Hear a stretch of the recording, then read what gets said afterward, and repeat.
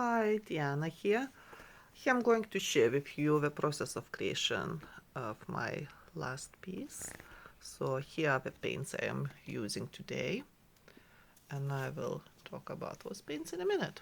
So this is a Floetrol what I'm going to use as well in mixing the paint. So the ratio would be like 40 grams of Floetrol, 30 grams of paint, and about 30 grams of water, distilled water I'm using. Here I'm spreading the first paint, which is Wedgwood by Dilaroni. So this is my base paint for today.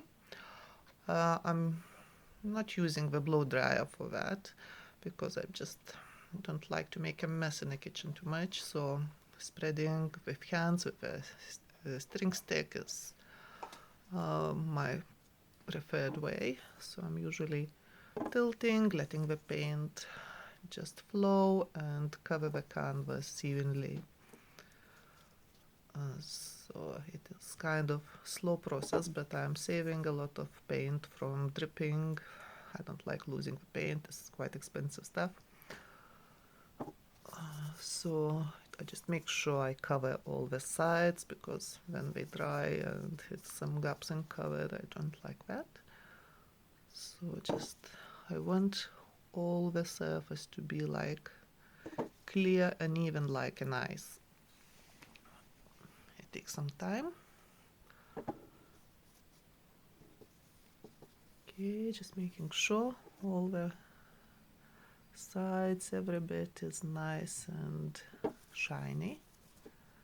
The paint should be quite thin. I'm going to do here a Dutch pour.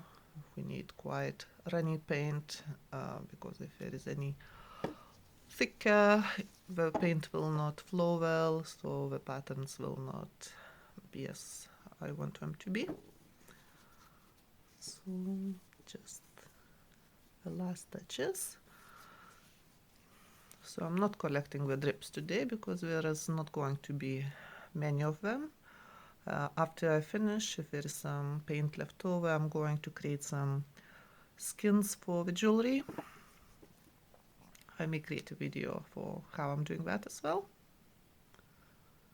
Alright, so I think this canvas is almost sorted and ready for the puddle. So I'm going to create a puddle in the middle, so this is just torching a little bit to get the bubbles out. So as the paint is Wedgwood, so it's kind of light gray with light blue shade. So now I'm going to make a puddle from deep violet, which is coming here first. It's also Dilaroni. So deep violet. The next one is Tfalo turquoise by Dilaroni as well. The third comes pale olive green, which is very nice and warm green. Now is a Payne's Gray, also the same company, and this one will be Pebeo metallic iridescent gold. We need some gold to shine through all those colors, and because gold is very nice to penetrate through the paint, and create lovely cells. So I'm just putting some more colors on it. So the gold is underneath. So I'm hoping to create some magic cells with that. Now once the puddle is done, we just torch it again to get rid of the bubbles. And now I will need to pour around a little bit of base paint just to be able to flood it a little bit. I don't use a lot of that, just blow over a little bit of paint. I will have to torch it again just to get rid of air bubbles and let the cells to come out as they look so gorgeous already. The gold is just coming through. So now the blow dryer, that's the most responsible thing in all this thing. So I'm just trying to create 3 large petals. So it's going to be kind of a flower shape. And once the blow dryer done its job, so now we're going to blow with a mouth to finish small details. So I want to blow the petals a bit wider, let some more colors to come out, and just to make the shape what exactly I like. So when you blow with your mouse, so you can do exactly tiny things what you like, or if you want even a smaller details, you can use the straw.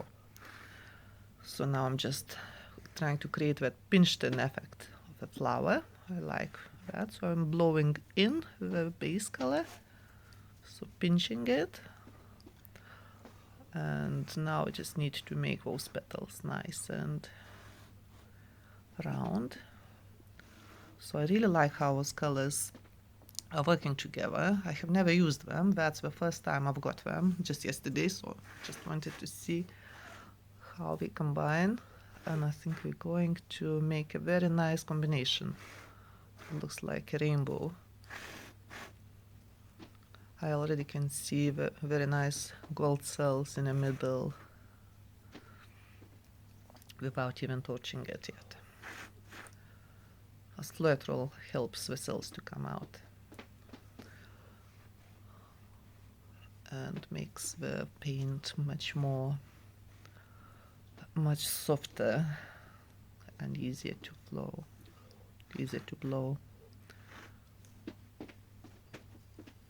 So I'm just finishing the last touches just to make sure the shape is exactly what I have in mind.